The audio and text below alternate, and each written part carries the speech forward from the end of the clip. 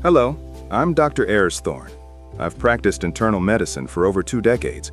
Lately, I find myself having the same troubling thought at the end of a day. Did I treat the patient's chart, or did I treat the person? The pressure for speed and metrics is systematically draining the human connection from our work. And I'm Dr. Lena Vance, from a newer generation of practitioners.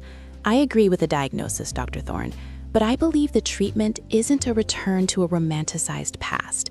It's a strategic integration of technology and redesigned workflows to free up the time for that human connection you're talking about. The system is sick, and we need to treat it. A system-wide illness. I concur. Let's start with the core symptom, the 15-minute appointment. From a pure knowledge standpoint, it's often inadequate. We're forced to practice pattern recognition medicine, not diagnostic depth. A patient presents with fatigue. In 15 minutes, I can order a standard anemia and thyroid panel, but I don't have time to explore if it's burnout, undiagnosed sleep apnea, or the side effect of a new antidepressant. The knowledge is there, but the structure prevents its application. Exactly. So the strategy must be workflow redesign. My clinic has adopted a pre-visit digital intake model. Before the appointment, the patient completes a detailed algorithm-guided questionnaire about their chief complaint. It asks the branching questions I would ask.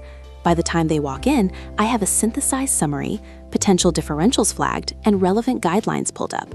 The 15-minute face-to-face time is then reserved for what only a human can do, interpreting that data with empathy, examining nonverbal cues, and shared decision-making. That's a practical operational improvement.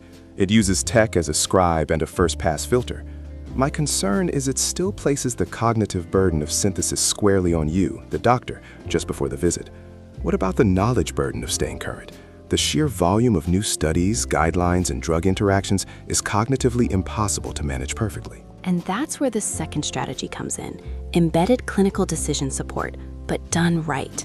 Not the pop-up alerts that cause alert fatigue, but passive, integrated support. Imagine my EMR, while I'm typing metformin for a diabetic patient with declining renal function, doesn't just flash a warning.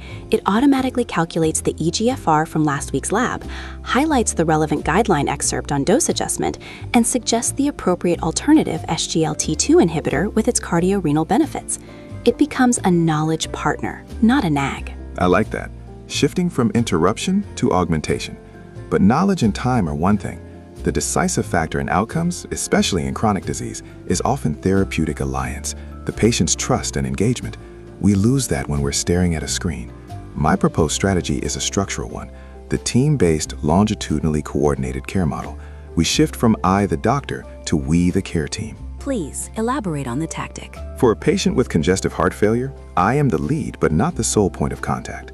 A clinical pharmacist manages medication titration and adherence check-ins via secure message. A nurse practitioner conducts the routine follow-ups for stability.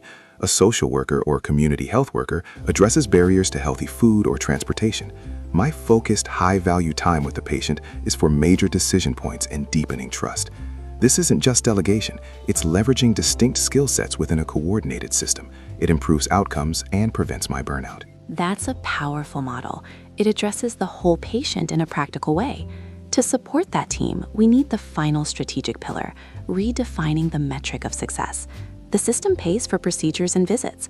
What if value-based care truly paid for health outcomes and patient-reported experience measures? My compensation would be tied to my diabetic patients' controlled A1C and their sense of being heard and empowered. That financial alignment would finally make all the strategies we've discussed, the digital intake, the smart CDS, the team-based care, not just nice ideas, but financially viable necessities. So our prescription is clear. 1. Redesign the visit with tech-enabled pre-work. 2. Embed intelligent knowledge support into our tools. 3. Restructure into dedicated care teams. And 4. Align payment with holistic outcomes, not volume. It's a move from a factory model to a collaborative, knowledge-enabled healing model. Precisely. The knowledge medicine needs is already here, in research, in guidelines, in our collective experience. The decisive action is to build a system that unlocks it for both the clinician and the patient. We heal the system to heal the healers, and ultimately, to heal better. Well said. Thank you, Dr. Vance.